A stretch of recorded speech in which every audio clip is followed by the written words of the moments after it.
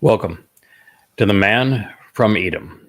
This is episode 8 of our presentation of the individual who, according to Yahweh, as he revealed this through the prophet Isaiah, is the man who will arrive prior to God's return to save Israel. And according to the prophet, this man from Edom is going to save a great many Israelites. And so this is his story as revealed through the great prophet, as memorialized on the great Isaiah scroll for all Israel to see, to accept, and to benefit from. And so Yahweh wanted his people to appreciate why he had elected to engage in a relationship with a goy. You see, this man is coming out of Edom, and Edom is representative of what Rome once represented. It is the bloody red nature of that evil empire and the horrific Roman Catholic Church, that this man will emerge with that ethnic heritage. It does not mean that he is going to, in any way, shape, or form, embody anything associated with Imperial Rome or Roman Catholicism. He will be vehemently opposed to both, because you can't represent Yahweh if you are political or religious. And so the man who is coming out of Edom is going to be a goy, a non-Israelite. And he will lead God's people to reconciliation with Yahweh. And so it was important for God to explain why this man from Edom had to be a goy, why he could not be a Israelite. And so Israelites and Yehudim would know who to follow, who to listen to, who to seek. Because unknown to Israel, at least unaccepted by them, is that Yahweh was left with no other option. Long ago, during the Exodus, the children of Israel actually told Yahweh to shut up and go away and never speak to them again. And so for all of this time, 3,450 years, God has accommodated their request by choosing other individuals to speak through. The text reads, I decided to engage in a relationship on behalf of those who were not seeking me. At this moment, I initiated contact and was subsequently found so that I could reach out to approach those who were irresponsible, even those who had conspired against me and who had no interest in learning about me. Wow. Painful to read, isn't it? Painful to hear. I actually said, behold, here I am to a Gentile, to a goy, who was not invited or designated at that moment by my name. Yeshaya, Isaiah 65:1. Oh my, if this doesn't pierce you in the heart, Yisrael, I don't know what you would need to hear. This is God's assessment of you and of me. And it certainly is not favorable of you, necessitating me. In other words, I'm speaking to you by default because it was your fault. God says, I decided to engage in a relationship. Darash. I sought the presence of someone willing to investigate, process, and consider what I cared about, who would seek answers to relevant questions on behalf of those who were not seeking me, for those who were not even inquiring about me.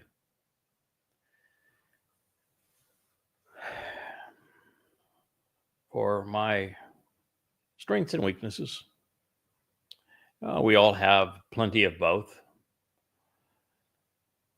One of the attributes that Yahweh found useful in me, maybe it's more of an attitude than an attribute, is that right from the beginning, I've not only had a willingness to investigate Yahweh's testimony, examining it from the oldest extant witnesses, the Dead Sea Scrolls, which were published right about the time that I began this project. That not only have I had the will and desire to engage on that basis, but also the desire and the will to go where God's words lead, even when they lead to places that are exceedingly unpopular, even to places that were unexpected. And that's what distinguished me. That is why I was chosen, is because I was willing to listen, to engage in a relationship with Yahweh, to investigate the information he had revealed through his prophets, to consider what God cared about, to seek answers to the most relevant questions. And what's so amazing here is that God asked me to do these things, and I showed a robust willingness to do them on behalf of those who were not seeking Yahweh, be his people. The progressives have no interest in God whatsoever. And the Haredim, the ultra-Orthodox in Israel, they are much more interested in listening to the jargon of the rabbis. They won't even mention Yahweh's name, but they will certainly cite the names of their rabbis. And so on those two extremes, there's no one seeking Yahweh. And then in the middle, you have people busy with their lives, and they're not even seeking Yahweh. This, of course, will change because, well, we're moving into a period where there is no other option, that Israeli society is going to fail. Political parties will fail, flounder. The IDF will continue to fail and flounder. It's not prepared for the enemy that attacked on 10/7. The IDF is not trained to fight a religion. It is not set up to deal with jihadists on motor scooters and on foot. It's designed to thwart the attack of a military with airplanes and tanks and uniforms and all those sorts of things. And the next attack is going to be 1,000-fold what we witnessed on 10/7. And so with Israeli institutions floundering, God is going to be the only option. And so finally, we are going to get in a word edgewise, and there will be some Israelites who will listen, and we're going to do our level best to get their attention and tell them what they need to know, what they need to hear, which is why the YAHOWAH blog exists. So God continues after saying, I decided to engage in a relationship. I sought the presence of someone willing to investigate, to process and consider what I cared about, who would seek answers to the relevant questions on behalf of those who were not seeking me. At this moment, I initiated contact, and I was subsequently found so that I could reach out. Boy, is that true. By the way, it's very often true, and it's almost always true with those who matter most, in the sense of performing a role that God wants accomplished at a time that is monumentally important to his people. And in this case, I was minding my own business. Man, you couldn't be more minding your own business than I was. I had gone from a businessman, I had taken 2 companies public, something very few people have ever done. I was no longer engaged in business. I was a devout Christian. I was an evangelist. I taught Bible studies. I was the youngest ordained ruling elder. Man, I was up to my eyeballs, and I had walked completely away from it. I completely disassociated myself from Christianity because I realized that it was false, that there were way too many unresolvable questions that no one could answer, and that any one of which was lethal to the religion. And I thought it was foolish to continue to believe something that was obviously untrue. And I had gone from being very political and having very strong opinions about many things to recognizing that there was nobody worth supporting in politics. They were all egomaniacs, and that they only cared about themselves, and that there was no political party to be aligned with. And so I was apolitical. I was non-religious. I was no longer involved in business. And so I guess I was about as isolated as you could be at that point, and I had no clue what God's name was. And he initiated contact. I was just out there minding my own business. One day I was overlooking the ocean, and Yahowah walked right up, and I didn't see legs or feet, but certainly heard his voice. And he said, I want you to do something for me. And so he initiated the contact. I didn't know his name at the time. I responded initially by saying, nah, come on. First of all, what you're asking me to do, no one has ever survived. So, thanks, but no thanks. This doesn't very good idea to me. And said, besides, how do I know who you are? There's this voice in my head. Well, he managed to get my attention and convinced me that he was who he said he was. And we negotiated a deal. And that was 24 years ago. And here we are. And he's honored every aspect of his promise to me. And I think I've done a pretty darn good job of honoring my side of the equation as well. I represent that opening statement. So Yahowah did initiate contact. Now, look at Abraham and Sarah. They left Babylon, and so they were free from its religion and its politics and its culture. Well on their way out of town before Yahowah introduced himself to them. They were not out there seeking Yahowah. They had just walked away from the prerequisites of the covenant, religion and politics. And there they were. God initiated contact. Look at Moshe. He was immersed in the religious, political, economic, and militaristic culture of Mitzrayim, which we now call Egypt. And he had walked away, ran away, really, hated it,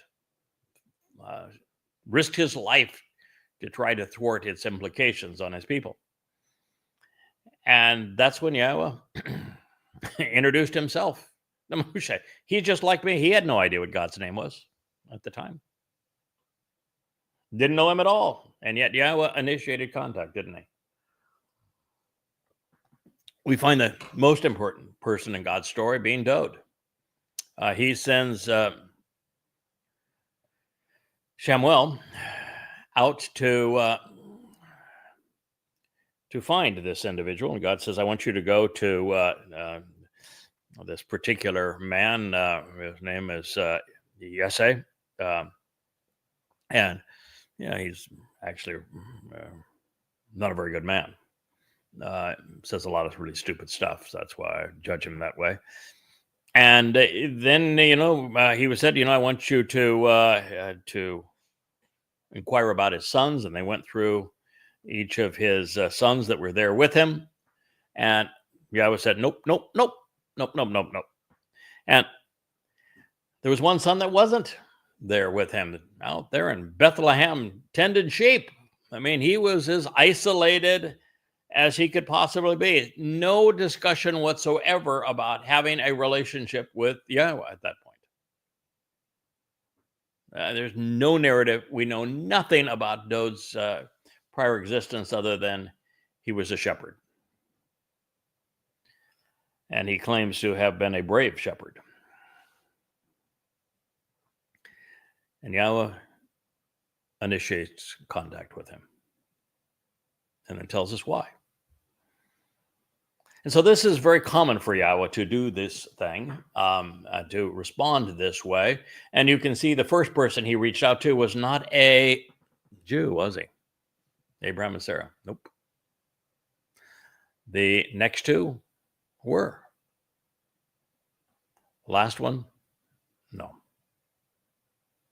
And so Yahweh, more than comfortable, reaching out to and working through Goyim and Yehudim as the situation necessitates. So at this moment, I initiated contact, and I was subsequently found so that I could reach out to approach those who were irresponsible, who had conspired against me, and who had no interest in learning about me. Wow, Israel. God speaking of you now. This is in the 65th chapter of Yashayah. This is right now. And he's saying that he initiated contact with me because you are irresponsible. You have conspired against Yahweh. You have no interest in learning about Yahweh. The religious want to learn about their rabbis and their Talmud, not Yahweh's Torah. And the progressives, they just want to be rabble rousers, bring down the government, have no responsibility for anything other than the peculiarities of their own lives. They don't even want to be associated with Israel. Certainly not her defense. They'd rather capitulate to the Muslims that would destroy her. Of course, the Haredim have no interest in defending Israel either. And no one is knowing and using Yahweh's name. I was the first to learn it and to share it. 2,500 years. And then to convey what Yahweh had instructed through his prophets so that Israel would know it. Because I wanted to know God, and I want you to know him. And Yahweh wanted me to know him so that I could share what I have learned about him with you.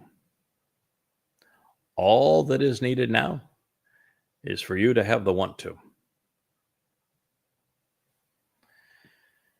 I actually said, this is God speaking. This is Yahweh revealing these words to you in first person.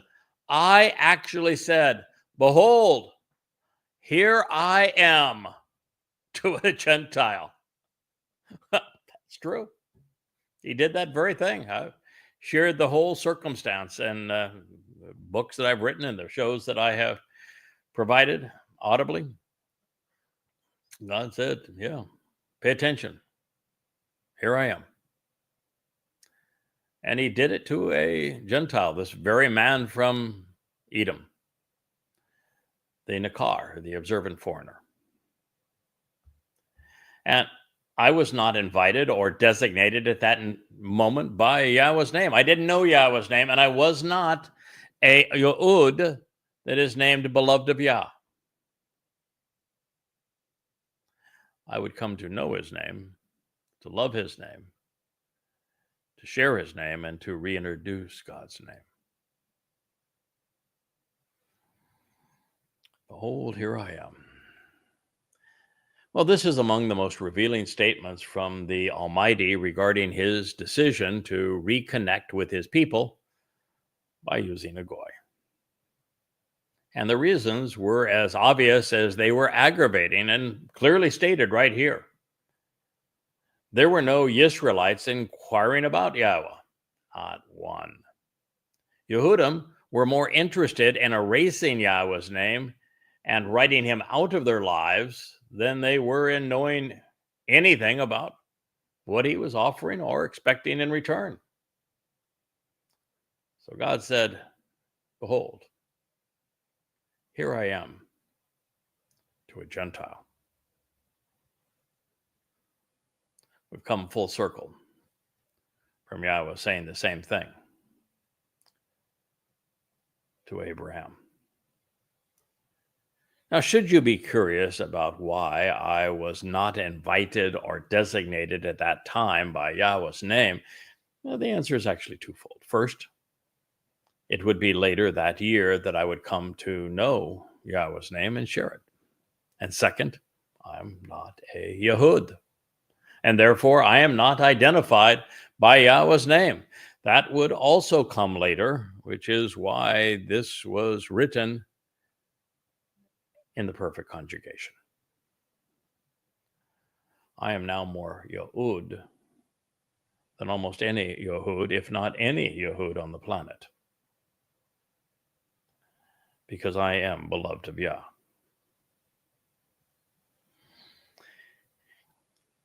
And that is something that should not be exclusive, and that Yahweh is more than willing to share.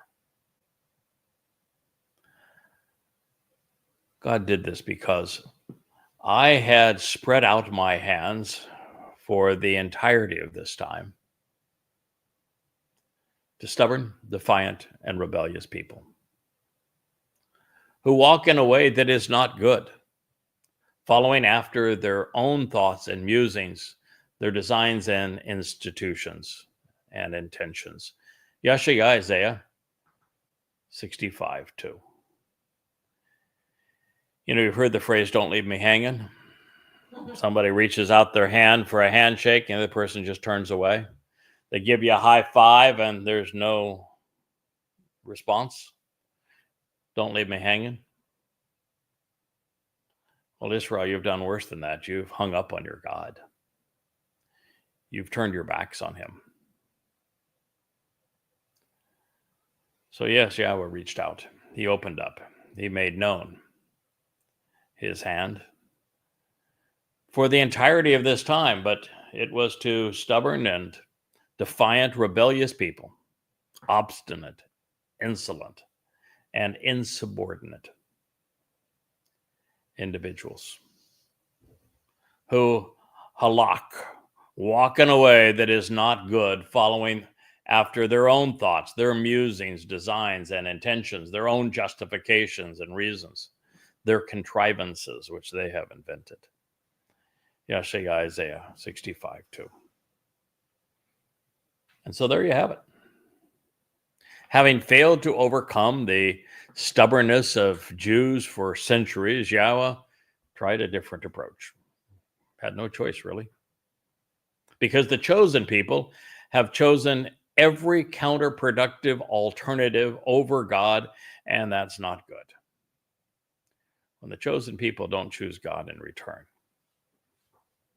there's a long and horrible intermission.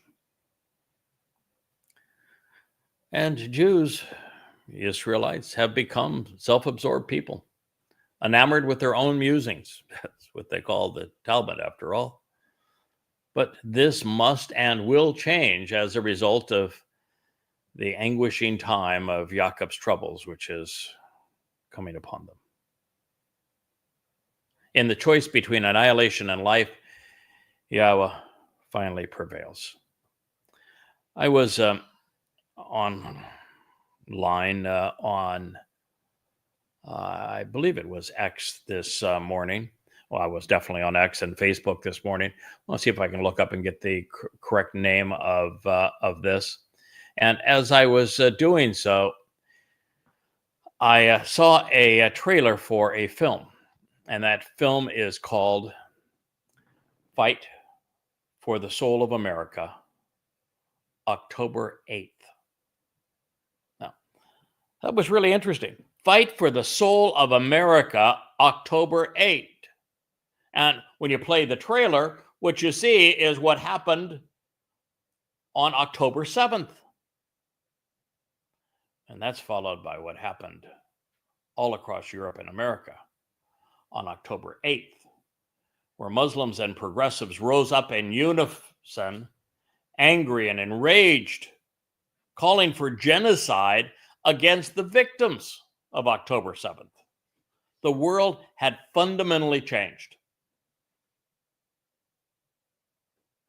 And what I have been saying for a very long time now on social media is that the Progressive Islamic Alliance has become the greatest threat to life and liberty our planet has ever known.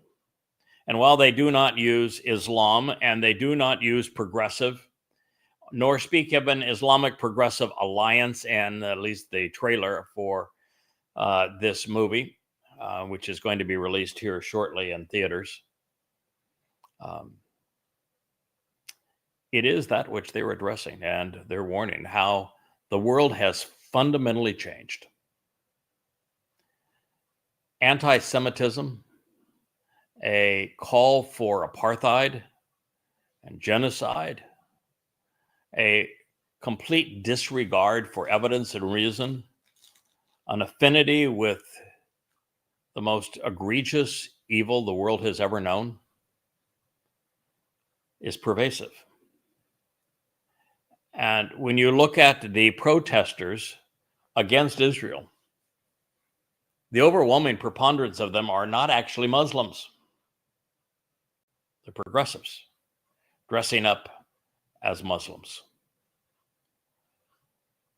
And they're calling for the annihilation of Israel, for a violent uprising, an intifada worldwide,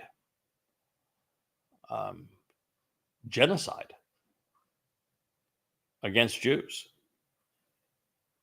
while blaming Jews falsely of genocide, taking the most colonial and oppressive religion of all time, most deadliest religion of all time, and speaking for it as opposed to the only country in this vast swath across Africa and into Europe and into the Middle East and throughout Asia that the Muslims viciously conquered, killing and enslaving and raping and plundering 200 million people in the process, a third of the people on planet Earth, and they're speaking on behalf of this viciousness and against the tiny sliver of land and tiny fraction of 1% of the world's population who have managed to survive them, shaming the victims. The world has been overcome, and sadly, a very significant percentage of these people, the Wook once down, he definitely has union hours. You can't work for YAHOWah there, Wook, if you got union hours. YAHOWah is not demanding, but to do this job, it is sunrise to sunset, 7 days a week. So here we are.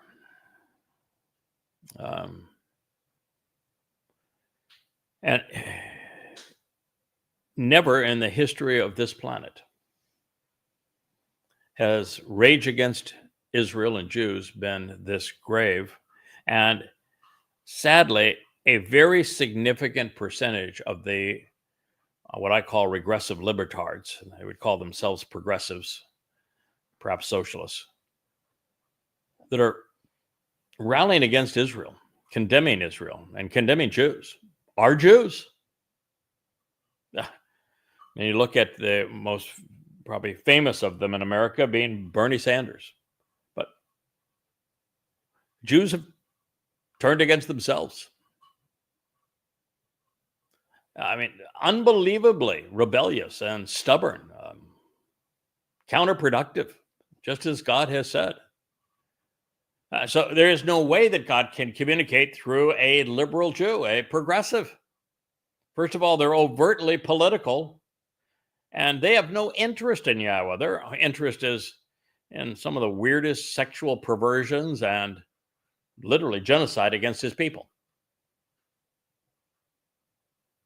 Not the survival of their people. They're doing everything they can to no longer identify themselves with even being Jewish. And there probably is no more obstinate people on earth than the Haredim. Well, this is what God was up against. It's what I'm up against. Now, fortunately for me, God has imbued me with his seven spirits, given me the intelligence to do this job, the courage to do it aggressively, given me an understanding of his whole story, the first time ever from beginning to end.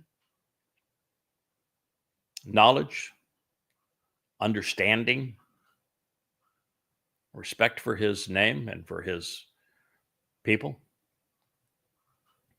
And so I've been given all the tools to succeed, and we are going to prevail. But oh my goodness. Sometimes it seems like the stone wall that religious Jews bang their heads against while mocking God with their foolish prayers, called the Wailing Wall or Western Wall, that it's more receptive than are God's people.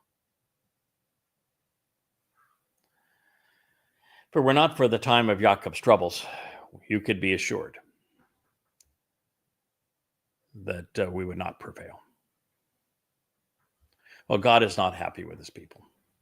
And yet Yehudim seem oblivious to Yahweh's disappointment. This is the very reason a choder and bashar was required. Someone had to have the wherewithal, the persistence, the compassion, the intelligence to break the Jewish obsession with religion and with politics. Because while you are religious and political, Yisrael, God will remain unknown to you. This is a terrible thing to have had written about you. It is from the last of the prophets. This was written 2,500 years ago. It remains true to this day. In fact, it was written of this day. Yehudah, beloved of Yah. Judah, Jews, have been untrustworthy and unfaithful, have engaged in spiritual adultery and betrayal, while playing disgusting religious dress-up.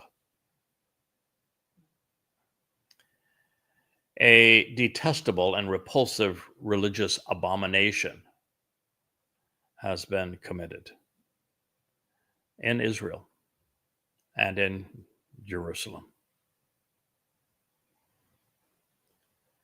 It hurts just to read these words. And yeah, I'm emotionally and intellectually bothered by the recalcitrance of God's people and by their propensity to continue to agonize God by being overtly political and religious, and to have so many of those who are political be counterproductive in what they say and what they do. So it it's bothersome to know that, but I'm just a man. I've only been doing this for 24 years. God's had to deal with these people now, well, since the children of the Exodus were so obnoxious to him, and they haven't changed. And so God's endured this for 3,400 years. It makes my pitiful 24 years look like nothing, doesn't it?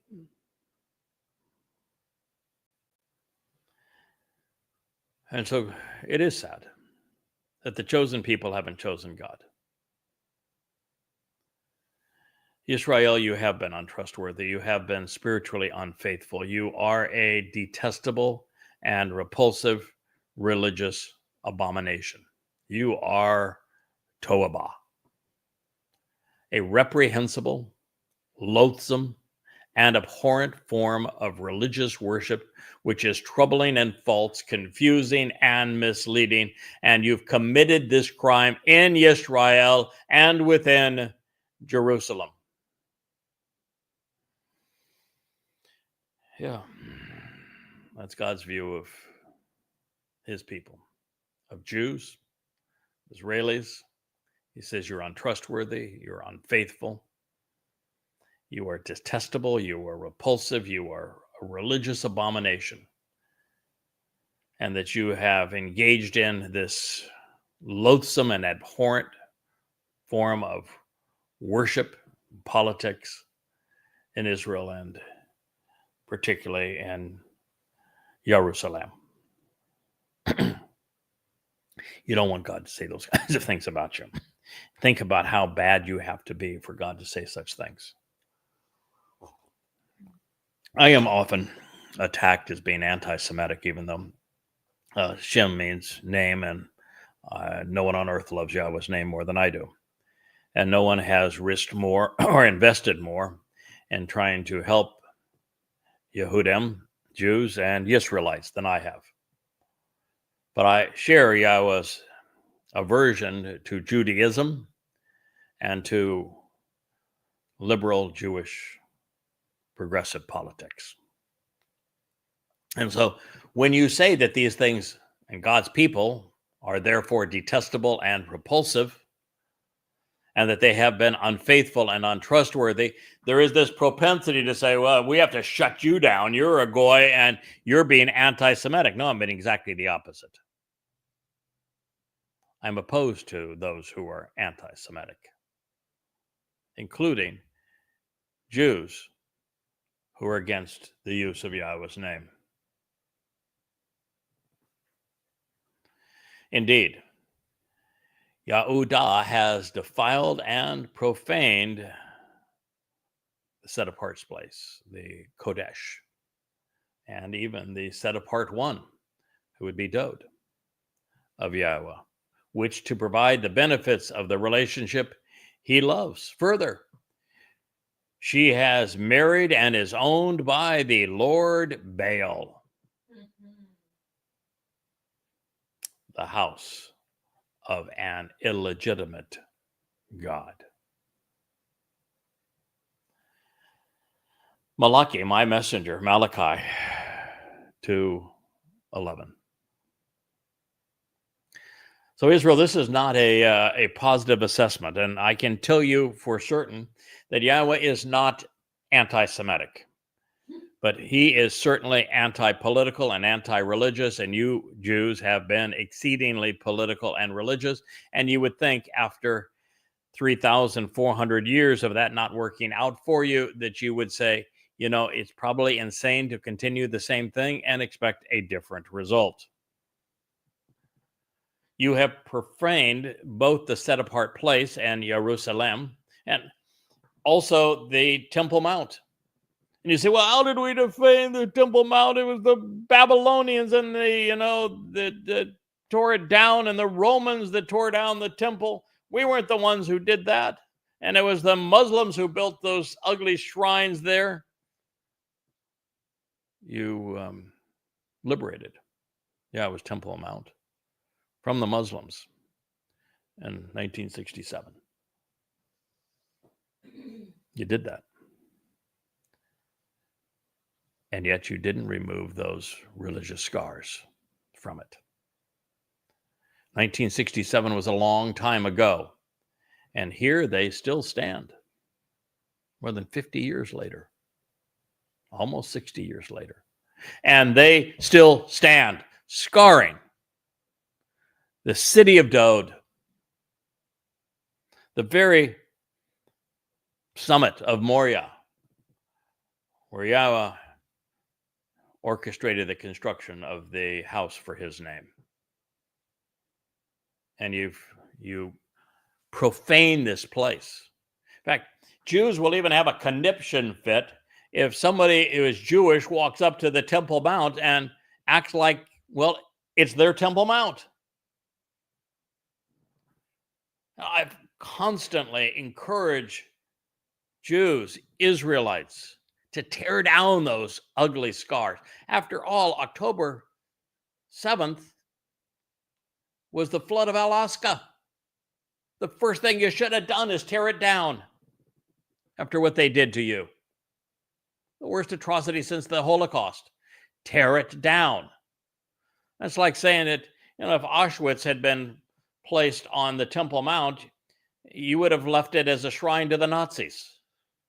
It's what leaving Alaska Mosque is, and that ugly boil that's called the Dome of the Rock, that's an embarrassment to everyone, including Muslims, and you let it stay. What's wrong with you? And then you're so desirous of being loved that the very people who are calling for your extermination, Muslims, the religion that is a declaration of war against all humankind, beginning with Jews, and you want them to love you. You include them in your culture. In fact, you've gone from some tens of thousands to millions of Muslims in Israel since 1948. I'd say no, you've desecrated, you defiled, you profaned not only the set-apart place, but the set-apart one, the most Kodesh of all, David, because you don't recognize him as your Messiah. You don't recognize him as your returning king. You do not recognize him as the one who came to fulfill Pesach, Matzah, and Bikurim.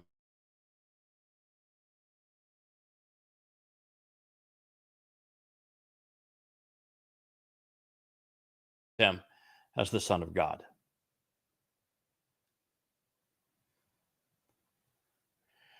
And yet, it is the Kodesh of Yahweh, whether it is the summit of Moriah in the city of Dod, where the house for Yahweh's name and the covenant family once stood and will stand again, or that the most set-apart one, Dod himself, the Messiah and returning king, provides these benefits to the relationship. And Yahweh Ahab, he adores Dod. He adores what Dod acquired for 600 shekels. They have a little calculator there to tell us what 600 shekels is. That's what Dod paid for the threshing floor, which has become the Temple Mount. And it is $700,000 today. You have the receipts. The land deed. Yeah, you have the receipts, Israel. Capitalize on it. Show it. This is the receipt. We bought this. It's ours. Remove that scum. Further, according to God, his people, Yisrael, is now in a relationship with Lord Baal. The stupidity of it all. Religious Jews set a seat for Elia at their Passover Seder. And, they have this whole rigmarole that they read about Elia, and the eldest son gets to open the door to let Elia come in, and they're all excited about Eliah's return and want him to come back, and too absolute stupid to recognize that Elia is the prophet who was the most outspoken against religion and politics as they are manifest in Israel. And the very false god that Eliah spoke against was Baal. And now Yahweh says, all this time has passed, and my people are still married to and owned by Baal, the Lord. That's your God. That's your Hashem. It's not Yahweh. Israel is owned and in a relationship with, even governed by, under the control of an illegitimate God. And it is Jewish rabbis who created all three of these false religions that are in league with Satan. Christianity with their false Messiah, Judaism with their false Messiah, and Islam with their false Messiah. Congratulations, rabbis. The trifecta, 3 for 3. Of course, you were actually instrumental in creating socialism and communism that has manifest today as woke progressivism. 4 for 4. Since this is Yahweh's assessment of Yahudim, Jews, they are not who they purport to be. God is unequivocal, plainly stating that the people he chose not to respond in kind. Jews have been spiritually unfaithful, indulging in repulsive religious abominations of Judaism, Christianity, and Islam, and now political liberalism and socialism. They have and continue to profane Jerusalem and Yisrael, a place that Yahweh loves, and David, the son that Yahweh adores. And then to assure that there would be no mistaking the fact that he was condemning his people's propensity to be religious, God announced that Israelites were owned and operated by the Lord Baal, the illegitimate god more commonly known as Satan. And this would mean that the gods of the religions that rabbis have founded, Hashem in Judaism, Jesus Christ in Christianity, and Allah and Islam, are demonic, phony, adversarial. Speaking of the Talmud, the New Testament, and the Quran, perhaps even of X, we find. And so, you have wearied God. You have worn him out. You have exhausted and troubled God with your words. But you say, in what way have we exhausted and troubled him? That's exactly what the rabbi said. Oh, yeah, no, every time that you correctly point out that God has nothing to do with them and is disgusted by them. Oh, in what way could that possibly be? Yeah, they say they don't need to be in the IDF because their Talmud studies are all that's keeping Israel safe. When God would puke all over their God-forsaken Talmud. Hates it, despises them. And this is God's answer. By you saying, all of those who engage in shouting with fellow countrymen, no matter how wrong, benefit as if they are moral and good in the sight of Yahweh, because he is pleased with them. Yeah, that's their answer, all right. Yeah, we are the righteous ones, and because we're right in the eyes of our G-D, and we're the ones out here that can do no wrong, we're the moral and good ones, and God is really pleased with what we're doing. We are the ones that are protecting Israel when God despises them. Cognitive dissonance. They are the opposite. They perceive themselves as the antithesis of what they really are. Or God says, where is the God of the mishpat who decides what is right and wrong, vindicating, convicting, and just?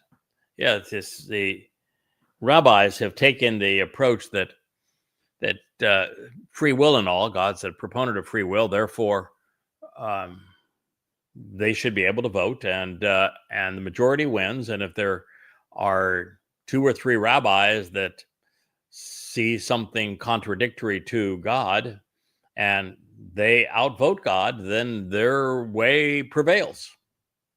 And so, where's the God of the mishpat? We have our own. We have decided what is right and wrong, vindicating and convicting and just. And we haven't heard from you in a very long time. So, where are you anyway on this stuff? We know where we are. Where are you? Malachi, my messenger, Malachi 2:17.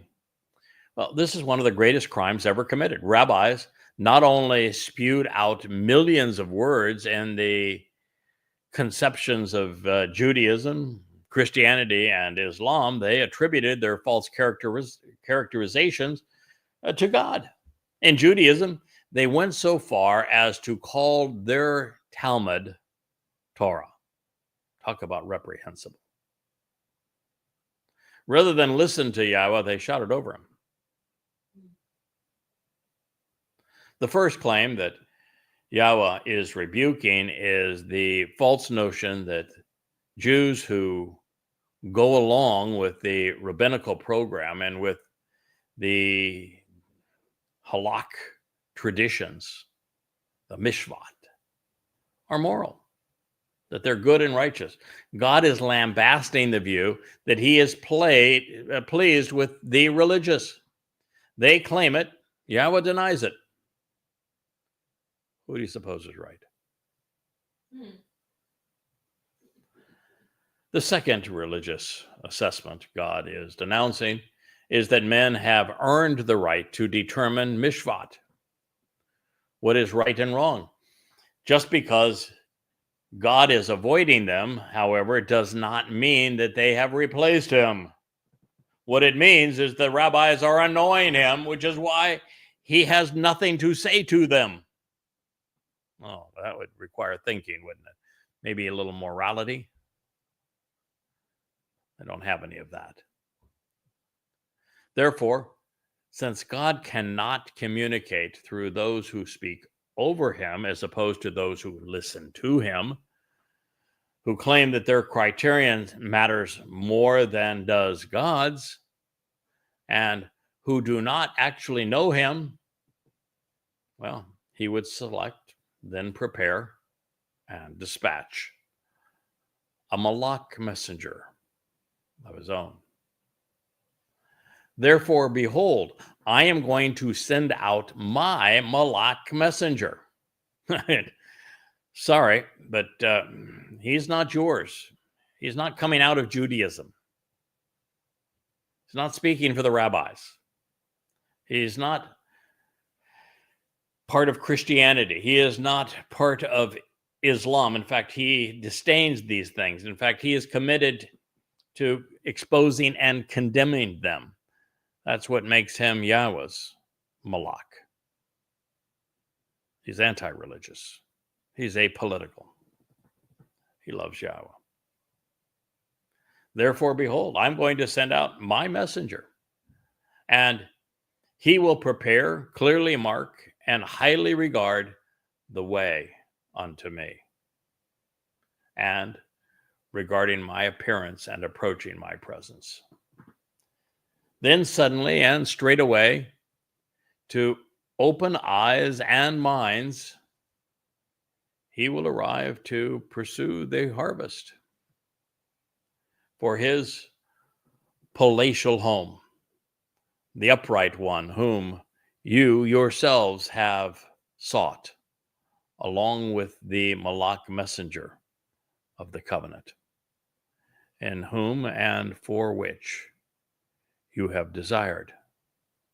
So pay attention. He is arriving and will be returning to pursue the harvest, promises Yahweh of the spiritual implements. Malachi 3:1. There is no question God has been clear on this. This is a big deal to him. His people wouldn't listen. They were in full-scale rebellion even to this moment. And so he introduced himself to a goy who would listen to him, who would pursue what he wanted said and done. And therefore, Yahweh is sending out his messenger because he is diametrically opposed to the religious and political of his people. And Yahweh is committed to preparing and clearly demarcating, even highly regarding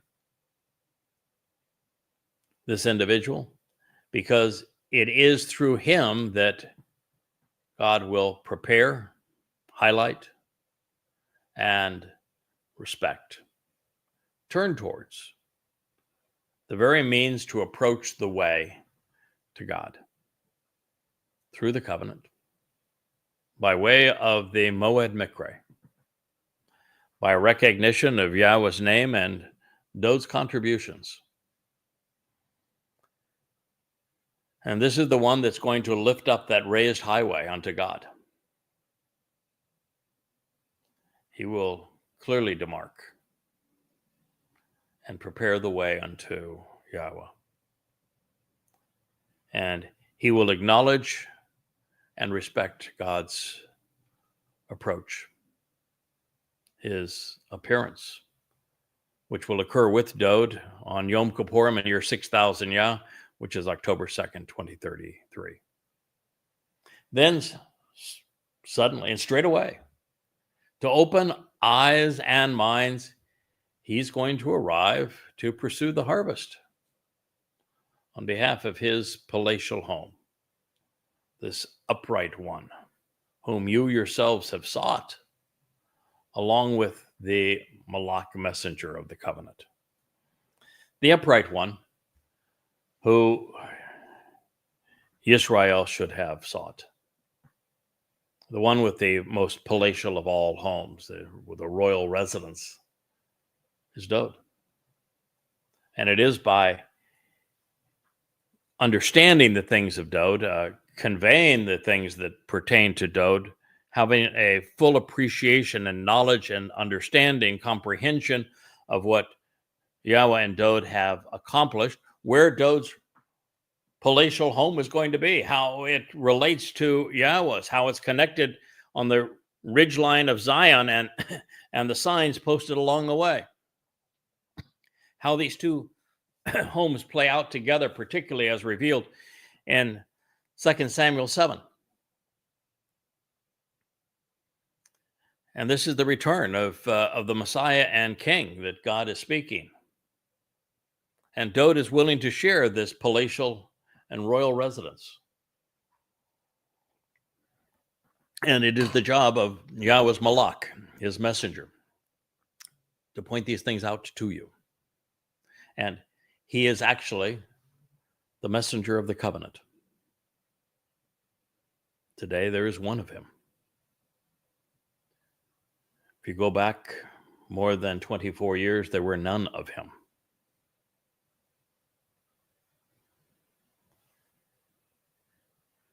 So pay attention. He is arriving and will be returning to pursue the harvest. Shabuah and Teruah. And this is the promise of Yahweh, of the spiritual implements. Now, recognizing that Yahweh expressly agreed to go away and not speak directly to his wayward and rebellious children under the prior and present circumstances, and realizing that there hasn't been a single Yisraelite interested in this entire intervening period who is willing to listen and respond to God, as we approach this rather important juncture, Yahweh was left with a singular rational option, and he capitalized upon it. He would shalach malach, dispatch a messenger. Of course, it wouldn't be all that easy. It never is. This Malak messenger would have to be located, selected, and approached. He would have to agree to engage, free will and all, and be willing to devote the time. Currently, well, over 1,250 80-hour, sometimes 90-hour weeks and counting. It's 103,000 hours to this point. A lot of time. I'm 70 years old, and I still get up before the sun, and I'm still working away at sharing Yahowah's message with his people well after the sun sets in the evening. And I do it 7 days a week. And I don't do it for me. I know Yahowah. I know the whole story from beginning to end. Certainly I enjoy the more I learn, the more I understand, the more fun it is, the more rewarding it is. Certainly it's a positive thing to do those, but nobody engages on X for fun. No one says, you know what I think I'm going to do for a really good time? I'm going to turn on this whole sea of bright lights and this camera, and I'm going to sit in this chair and look into this camera and do it for 1, 2, or 3 hours a day in live stream. So you can't even correct anything. You're just here and you're there, and our job is to communicate. Now, you think that somebody does that because they'd rather do that than go off and do some other form of normal human entertainment? That they wouldn't have retired 10 years ago and be off, just Yachting, golfing. Yeah, yachting, golfing, flying, scuba diving, doing all the beach combing, doing all the really enjoyable and fun stuff. Well, I'm doing the most enjoyable and fun thing you can do, but also the most rewarding. And that's why we're here. Yahowah, Shalach Malak. He prepared and dispatched a messenger. He would then require equipping and preparing this individual. That's why he has the 7 spirits of Yahowah, the infusion of Yahowah's intelligence, understanding, knowledge, bravery, compassion, courage, boldness, empowerment, understanding from beginning to end, so that the whole picture is available to be seen and understood for the first time really ever, along with a supreme respect for who God is. And that's really the difference, too, between myself and so many others. They want to worship God. I don't worship him. They want to lift him up in praise. I never do that. They want to pray to him. Don't do that either. They want to bow down to him. Never done that. Never going to do it. You see, I have a respect for Yahowah. I love him. We have a wonderful relationship. And it's based on father and son. It's also based upon teacher and student. But it's also based upon boss and employee. I'm a coworker. All of that is true. In essence, Yahowah introduced himself to me and says, "Behold, here I am." And well, might have started off a little slow. It's now, "Behold, here I am." Here I am, Yisrael. Speaking face to face with you, to share all I have learned by writing these 36 books that sit behind me, all free at the bookshelf of YAHOWAH.com. And now sharing with you what I have learned, so that you might know, love, and respect Yahowah too. Yes, I understand that he is God. Yes, I understand that he is infinite. I understand that he is supremely more intelligent than I am, vastly more powerful. But that's not the nature of our relationship. And it's not the nature of the relationship he wants with you. He just wants you to do as I have done, to listen to him, to go where his words lead, to come to respect him, and capitalize on what he is offering by agreeing to what he is asking in return. And of course, the goal at this time is to pada derek la pene, to prepare and clearly demarcate the way to approach Yahweh, and to do so prior to his return with Dod. And in this manner, the malach would cause those who are receptive and who are open-minded to pursue the harvest, the next of which is just 13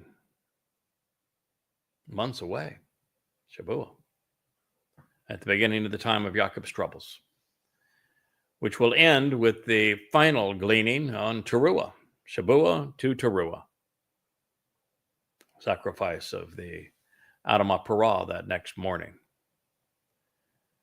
and then the preparation for God's return with Dod just 10 days later, all transpiring on this set-apart place with the set-apart one, where everyone who survives to this moment will have the same level of love and respect for Yahweh. And in this regard, the reason that he was conveyed here is because he is going to partner with Yahweh's favorite orator, Elia, and that he's going to work collaboratively with Elia, and that it is Yada's job to offer the sacrifice, to be the sacrifice, as was the case with Dod. But Yada gets something that Dod didn't have. First of all, what Dod did was far greater than what I will do. He not only offered his life as the Passover lamb and was bludgeoned by Rome, and I'm going to have that same experience. I'll be bludgeoned by the embodiment of Rome, which is the corporeal manifestation of Hasatan, on Towrah, where he was bludgeoned by imperial Rome, which became the Roman Catholic Church, on Pesach. But what Dod did the next day is way beyond anything that anyone else could or would ever do, which is he went into Sheol carrying our guilt so that we would be perfect before Yahweh. And in the case of Dod, the next day, of course, he returned to Yahweh, where Yahweh is making a really big deal of what we're accomplishing together. Well, there was a lot of prophetic discussion about what Dod would do in fulfilling Pesach, Matzah, and Bakurim 1,000 years before he did it, writing in first person exactly what he would experience, and the prophet speaking of it. In this case, the whole ordeal of my sacrifice and subsequent funeral, if you will, is being orchestrated by Elia, the greatest orator of all time. And the very flames that will ignite here to make it the greatest show on earth are ignited by Yahweh. And the torrent of water that will cleanse God's people and wash away the scum of religion is released by Yahweh. And all this is transpiring right on top of the Temple Mount for all the world to see. It's the greatest show on earth.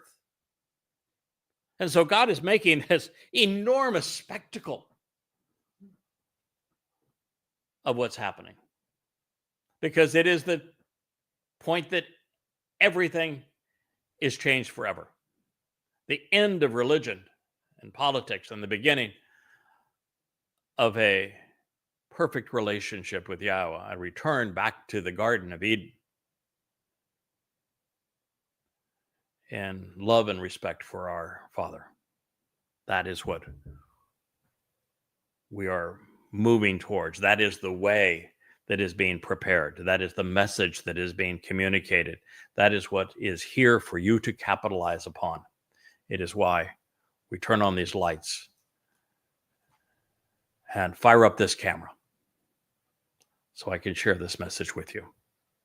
And I thank you for listening to the man who has come out of Edom to save a great many of God's people.